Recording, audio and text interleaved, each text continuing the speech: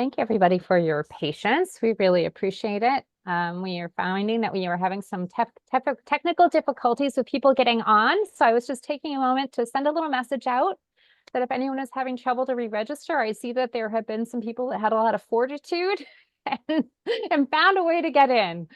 So thank you for not letting the technical difficulties stop you. We are going to dive in now and hope that other folks are able to join because we are extremely excited to have you here, and we have short time and a lot that we'd like to cover and be able to really dig deep into conversation with you and discussion. So thank you. We are truly delighted, even though it may have seemed like we're having trouble getting you here and keeping you from being here. That was not our intention at all. That was Zoom. And so we thank you for making it here for the Future of Care for Children with Medical Complexity, our third cafe and of 6 in the series. And this one is Meaningful Policy Opportunities That Matter to Families. Our discussants today are Lisa Kirsch and Meg Comeau. We are so excited to have them share with us. Next slide, please. This virtual cafe is funded generously by the Lucile Packard Foundation for Children's Health. They are amazing thought partners, collaborators. We are so grateful for being on this journey with them, and just want to appreciate what they are offering. So thank you. Next slide, please. The aim of this cafe, we just want to make sure that everyone has in mind, is to foster interdisciplinary dialogue among participants, people that we're looking for meaningful systems improvements for CMC. We really, as I mentioned at the beginning of those 60 minutes, 25 are meant to be facilitated breakout discussion. And we have some time on either end, one person framing presentation, and then at the end, a little bit of share out. Family partners co-lead in every session. And we have the discussion questions and the analyses that are created by an interdisciplinary factory, the majority of which are family leader colleagues. Next slide, please. And this gives you a sense of who we are here today. And for those that are making it in, so grateful to those that are joining, and apologies for any issues that you might be having. A lot of public health folks this time around, and followed very closely by the family leaders youth, but you can see there is distribution and critical mass of a lot of different roles represented in systems for families and children with medical complexity. And we appreciate that diversity and robustness for the dialogue and discussion today. Next slide, please. You can raise your hand, you can write in the chat box. Everything is valuable for finding a way to participate that works for you. And we're going to be recording, as you can see, and taking the chat transcript and the other sources, including the evaluation and the reg questions you gave responses to, and analyzing those and sharing them back out with the support of AI. Next slide, please. And please remember too, if you can, when we're in discussion, we'd love if you're up for using your camera, if it's camera day for you, so that we feel like we're in a shared space, and muting your line when you aren't speaking so that we can hear the people that are. Next slide, please.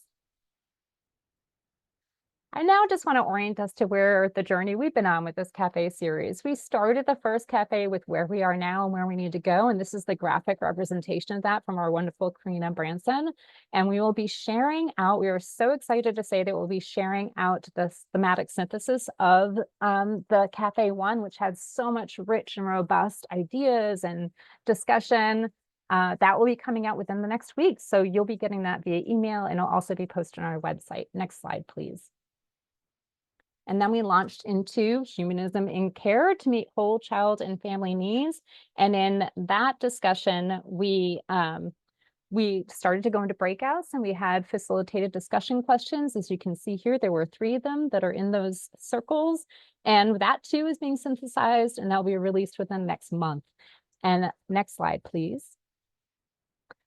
What I want to do is just give a barometer of where we're at based on those cafes and into today. So we're talking about policy opportunities that matter most. We've established, as we've been in these conversations, that everyone feels the morals of stress of systems that are broken and failing, and where the gaps lie, particularly for families and children with medical complexity. And we all want to do better. And there's really a visceral connection that people feel to human-driven care redesign, trying to restore dignity and uphold relationship for families and providers, no matter where in that services and systems and supports you may lie. And we all have a sense of what that looks like, but now how do we enable it to actually happen? It's really part of what we're trying to get at here. So a key takeaway that we've gotten to so far is it's predicated on upstream changes in big P policy and little p policy to support humanism and the elements that really help us to make sure that we're centering people, their quality of life and well-being first and foremost. So today, we're going to talk about specific policy priorities that can help to codify family-driven elements of humanism and care. Next slide, please. And these are some of the materials that we had. We are basing this series on the Children with Medical Complexity Community coin, which was the I've got a little rattled from the technical difficulties, so I can't remember. Collaborative Improvement and Innovation Network. Yes, CMC coin. We did a pediatric supplement in January 2024, and Lisa Kirsch is here today to talk with us about her article you see there. And then we have two others that get at the ACE kids. And I'm going to hand it over to Meg next to be able to talk to us a little more about some of the big P policy opportunities before Lisa begins to frame up and really give us some great experience on those little P policies. Thank you. I'll take it away, Meg. Thanks very much, Bethlyn. And you did a great job framing this up for us. We really appreciate it. Technical difficulties are nobody's idea of a good time. The first thing that I would like to do, if we could switch the slide, is just mention that I'm not here with my CMC hat on or my Meg the Mom hat on today. I'm here today with my healthcare financing wonk nerd hat on as the former PI of the Catalyst Center.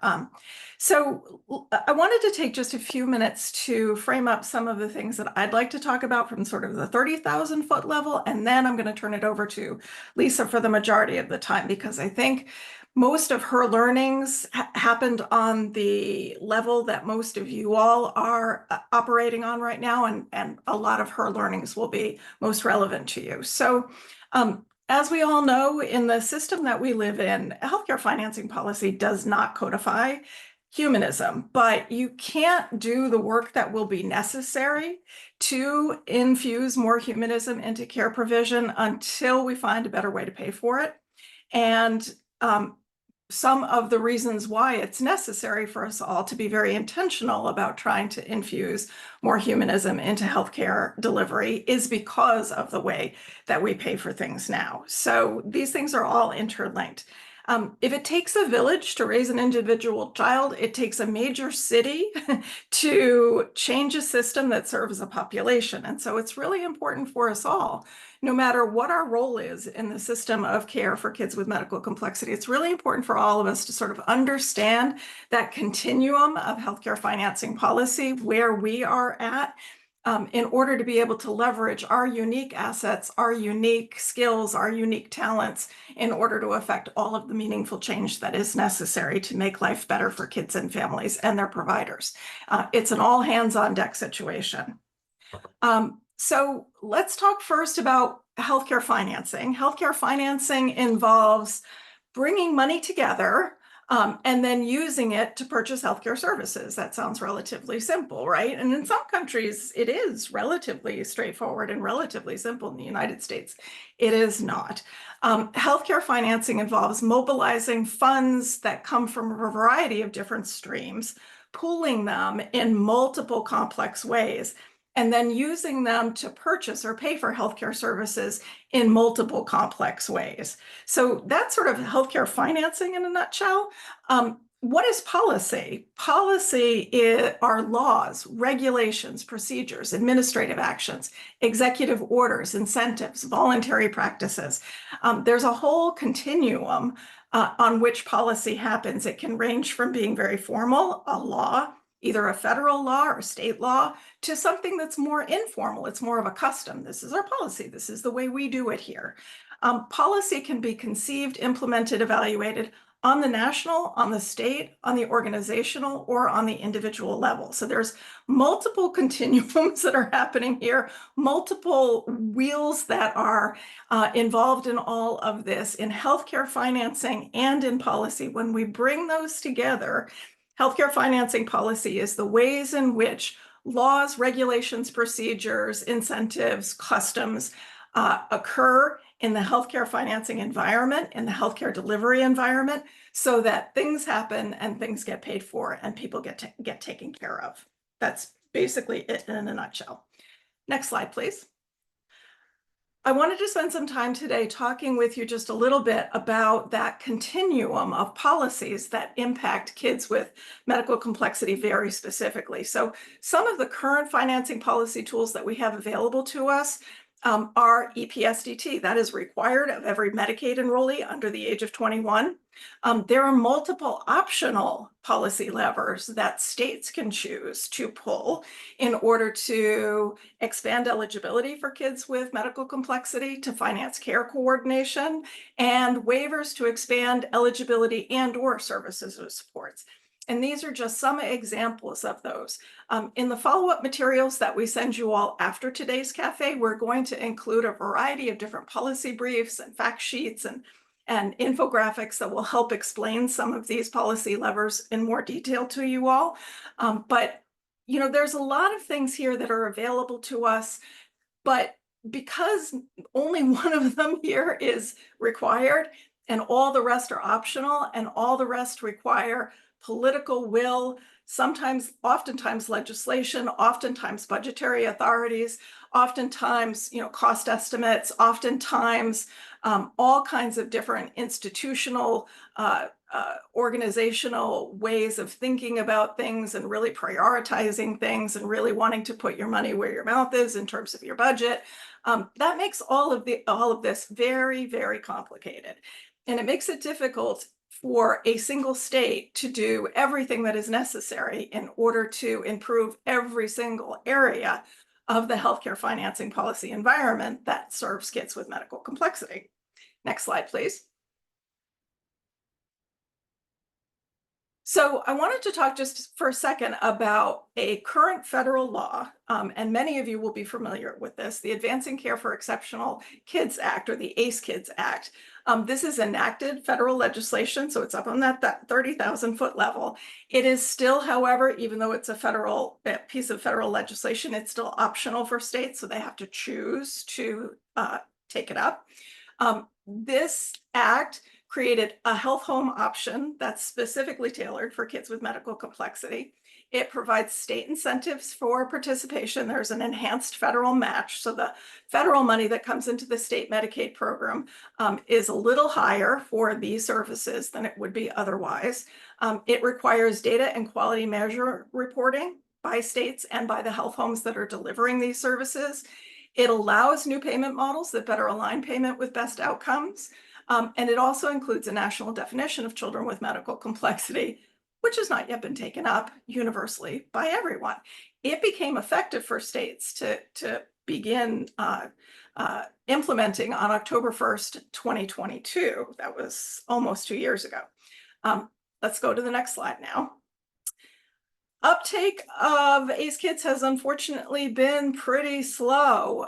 It currently represents a very, very small portion of kids with medical complexity who could be impacted by this nationally. Utah is going to receive an ACE Kids planning grant, so they aren't doing a program yet, but they've gotten some money from CMS in order to think about and put some energy and some effort and some work into thinking about how they might do that. There was early legislation passed in Colorado to opt in before the law was actually officially enacted. There was legislation to opt in recently enacted in Florida and Washington, but you know, still not really in operation. A pilot project in Texas was developed, which is sort of an ACE Kids lookalike. It's not based on ACE Kids exactly, but it's close. There's also been a pilot in Missouri for reducing hospital and ED use and improving quality of life for kids with medical complexity using a team-based model. Washington State is currently in the process of writing their application to CMS to do an ACE Kids health home program. So that, to me, is the one that's farthest along on the continuum of implementation. And we are very excited to see how things go in Washington, because I think there will be lessons learned there that other states can use. And hopefully Washington out there on the vanguard, out there on the cusp of starting something new. They'll be able to lead the way, and other states will now be more hopefully willing to at least explore taking up ACE kids. To date, though, no state has officially submitted a state plan amendment to CMS to participate in ACE kids. So, you know, it's a little bit of an under-recognized policy lever. It's also certainly underutilized. And so the promise associated with ACE kids has not yet been realized. So there were other pieces of ACE kids in addition to the health home piece. One of the pieces was trying to figure out a way to smooth and make more streamlined out-of-state care for kids with medical complexity. So now we're going to change the slide, please, and talk about this pending federal legislation. Accelerating Kids Access to Care Act. This is also a state plan amendment, so this is also optional for states, but it is much more specific and much more targeted than ACE Kids was.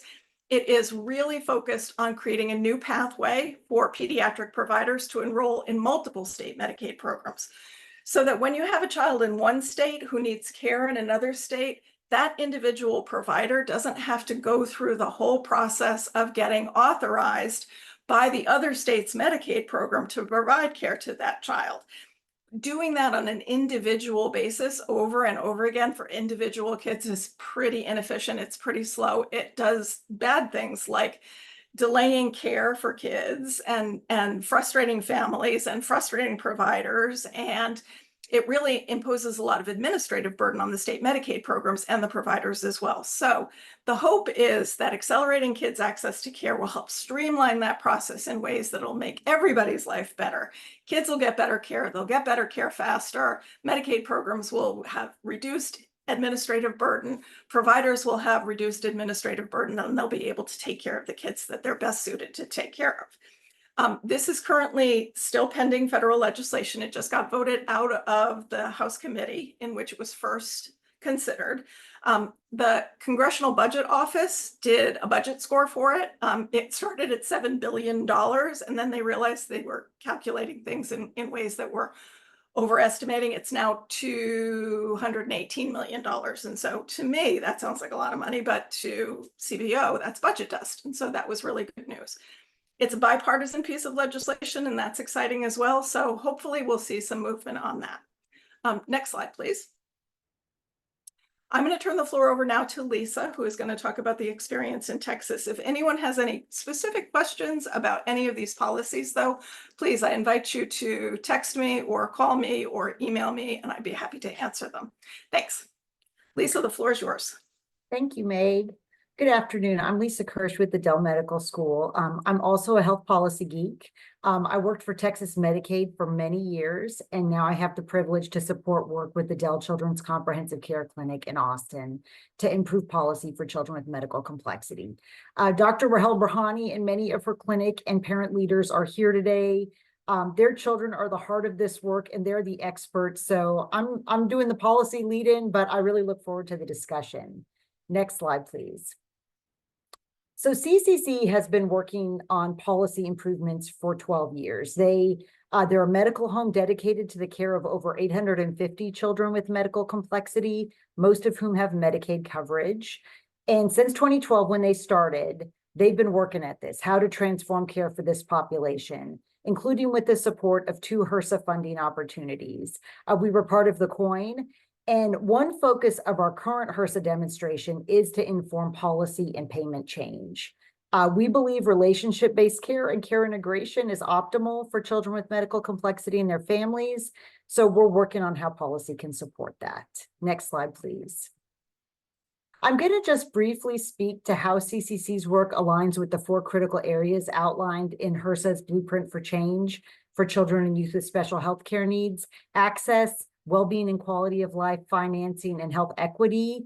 I'm not going to go over all the content on these slides, but CCC's regarding access, their team-based care model strives to provide access to care that is integrated, easy to navigate, and high quality.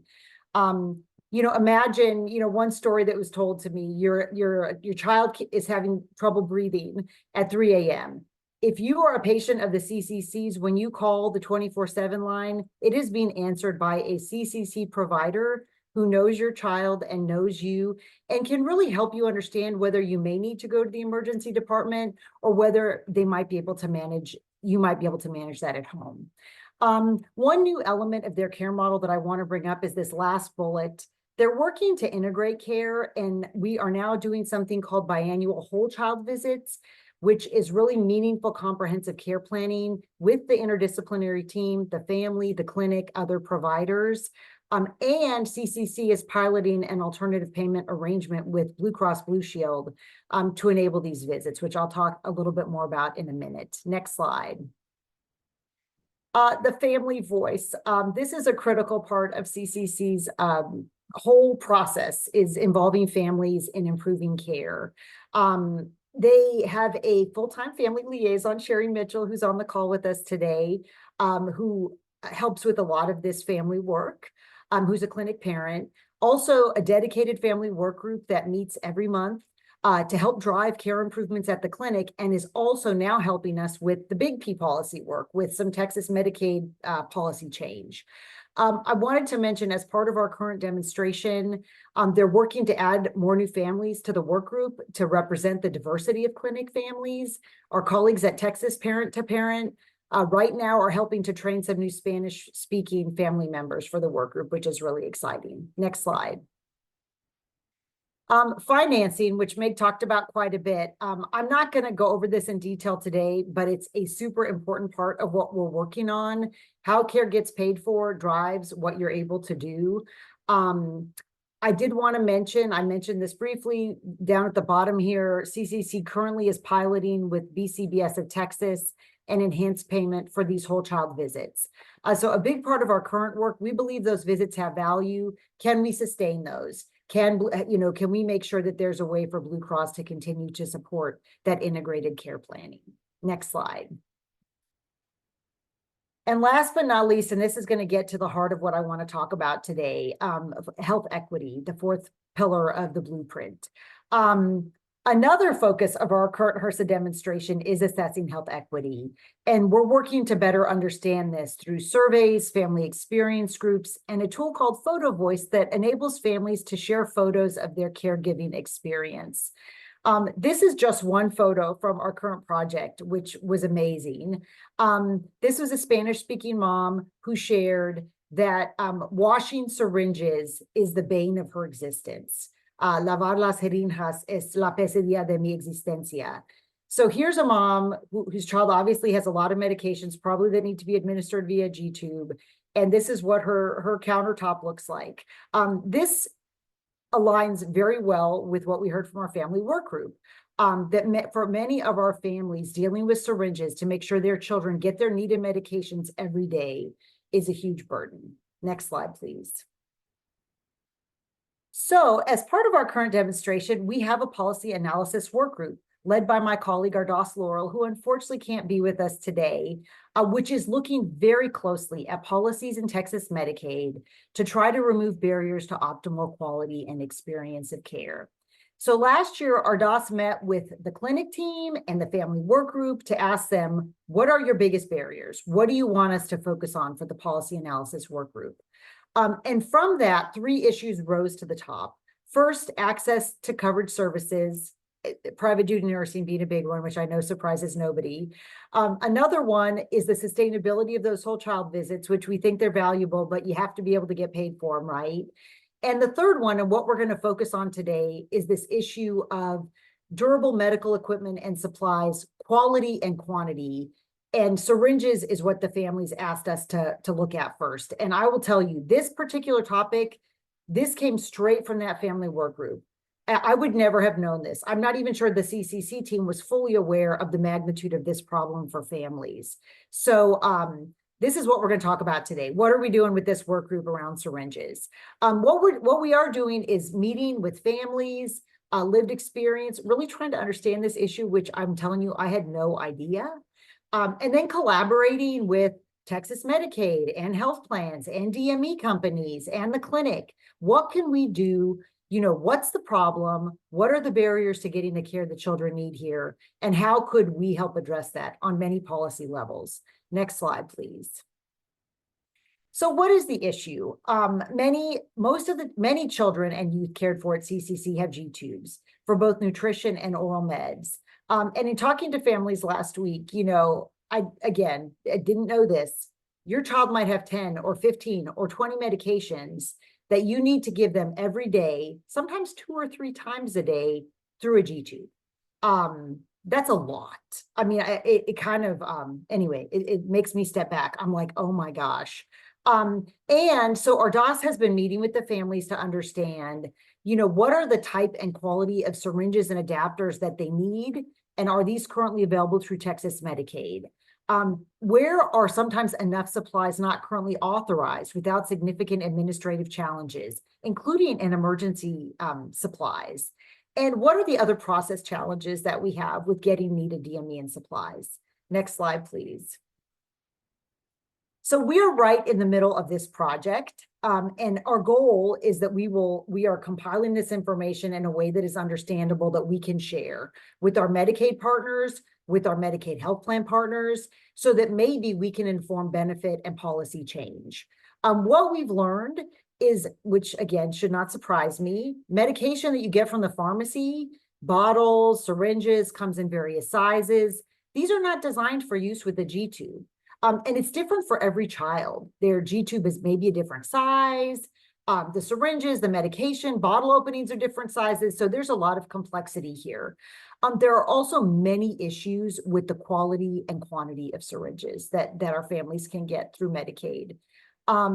And for caregivers, there is a hypervigilance with supplies like syringes. So they want to make sure that their kid can get their 15 medications every day, 2 to 3 times a day, right, safely. They're trying not to lose medicine in awkward transfers of medicine using equipment that isn't optimal.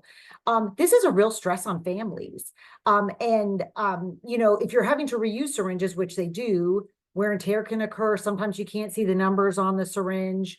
Sometimes someone drops a syringe, and God forbid you go to a doctor's appointment, and where at doctor's offices or hospitals, they use a syringe and they put it in a sharps container. Our families are like, no, don't throw away my precious syringes, right? Because these are items that they use over and over again. So this is where we're at. We're right in the middle of this. It's getting down to a level that we've never gotten down to before. And so I wanted to leave it there for hopefully a rich discussion with all of you about the policy work that you're doing all over the country. Thank you. Thank you, Lisa. I wanted to see before I started to put in, so we could get right into breakouts, I was started to put in some of the information that you would need to understand about breakouts. And I wanted to just point out that we have Ed Shore mentioned in the chat, sounds like Medicaid could exert pressure to get manufacturers to standardize equipment. And I don't know if there's anything you'd say to that, Lisa, or if anyone has any other questions or comments in the large group, because that's exactly the kind of thing we want to talk about in groups. And syringes is just a fantastic example and how you've laid it out. That hits on little policy, big policy, all the way down, and very grounded in. And we're definitely hearing that, even, by pharmacy, by DME company, right? What you might be able to get varies. So yes, I think, we're trying to understand from families, what is it that you need? What is optimal? And then working with Medicaid and the managed care organizations and the DME companies, how can we try to make sure that each family is getting what they need so that their child they can administer their medicines to their child. And what we're seeing, there's been a lot of conversation in the chat about the relevance of this and the importance of it, and how much it feeds into daily life and trying to take care of child and stressors.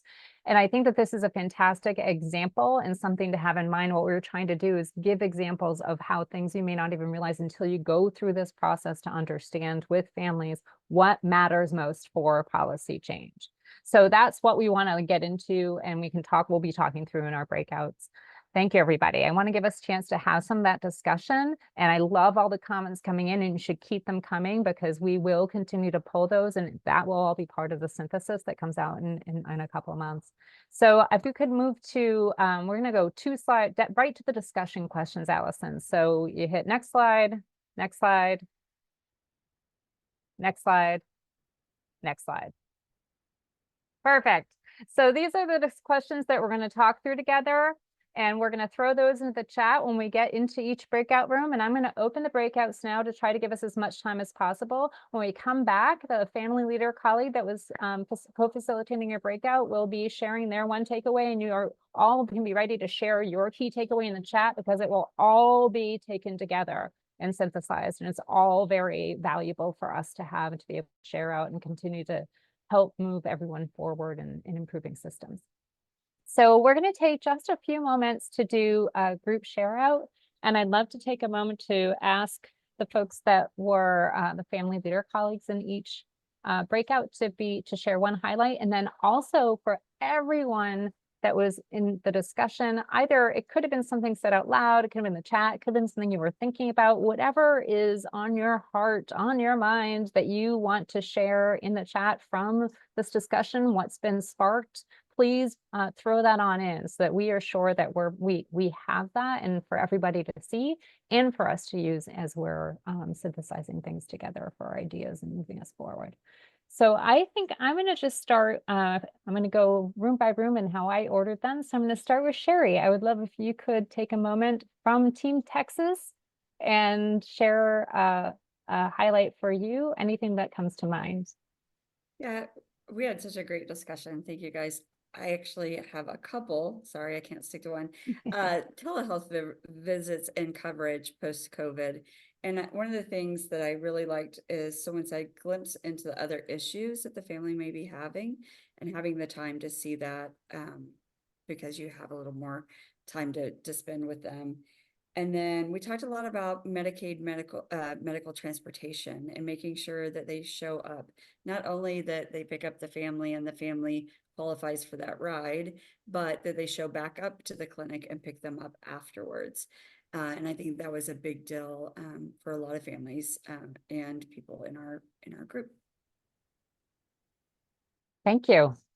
Yeah, and you see a lot of, I don't know if you saw this in your group, but a lot of yes, head nods. You can see a lot of people really, when we're hitting on some common things that we can bring to the foreground again. I think we need to keep bringing these things to the foreground, bring them to the foreground. So let's keep doing that. So next, I believe that in room 2, it was Lisa and Anna will be sharing a highlight. Hi, everyone. Yes, we talked a lot about prior authorizations and how that can be challenging. It's almost as if the assumption is that services will get denied, durable medical equipment will be denied. And not just prior authorization, but all the hoops that have to be jumped in order to get the things that are needed. It was mentioned that some kind of gold card status for clinicians so that they don't have to do so much work to get care for patients. And one participant, I apologize, I don't have the name, mentioned that things like if your child is in a hospital and you're in a different area, but the hospital pharmacy doesn't have the medication, now you have to go elsewhere to go get the medication, and that complexity, and leave your child and come back. And then of course, the way things change once a child starts to age out of the system, and how parents have to relearn everything during that healthcare transition time, and how things change also with medical changes, private versus Medicaid. So we talked about a lot of things in a very short time, but it was a great discussion. Excellent. And anyone from a breakout? Thank you, Anna. If there's anything else you want to throw in, you touched upon some key things. We spoke about some of those as well in our group. I'm sure there's going to be some shared understanding across groups as well. And I'm going to move now, in the interest of time, to Meg and Allison's room. And I know Meg was having a little trouble with the internet. Allison, I would love if you would be open to sharing your highlight. Sure. One area that came up from a few different people was around transportation, and from authorization to scheduling, to rules and regulations around, you know, only one parent being able to be transported with a child, siblings not being allowed to be transported with a child, the implications of all of these challenges, and something that certainly under Medicaid could be addressed and would be helpful to families. Thank you, Allison. That came up. I see things coming up in the chat again, an administrative burden, and that goes for accessing any of these things. It also came up in our group, transportation, and siblings, including siblings, in case you have no other way to be able to get that sibling taken care of and need to be able to bring them, for instance. Right. Thank you. Everyone keep throwing things in the chat as well. It's very helpful. And we do note how many times things are endorsed as well. And last, but certainly not least, we have the final room of Rahel and Carolyn. And I would like to invite whichever of you would like to share a highlight. You're both welcome to if you'd want to, and then we'll just go very quickly through the rest of the presentation and get to the end. Hi, this is Carol, and I had a couple things that I wanted to share. We had a great discussion about how EPSDT is underutilized. And Jeff mentioned that there's a new guide coming out. Not sure when that is going to be, but it's going to be a guide for the states. So that might be helpful. And then one of the comments that I thought was really important is the fact that the system assumes abuse and is set up around that premise. And I think that's important to make note of. And the last comment that I also felt was really important is that families need to be involved in the process as co-creators and drivers of what the needs are. I love the use of the term co-creators. I love that. Yeah. Thank you. And just the idea of the what's implicit that you're making explicit by saying all the pre-authorizations and all the ways that we have to make people prove things. It just says that there's immediately that you are assuming there's people that are misrepresenting truth and trying to get things that aren't meant to be, services they're not meant to have.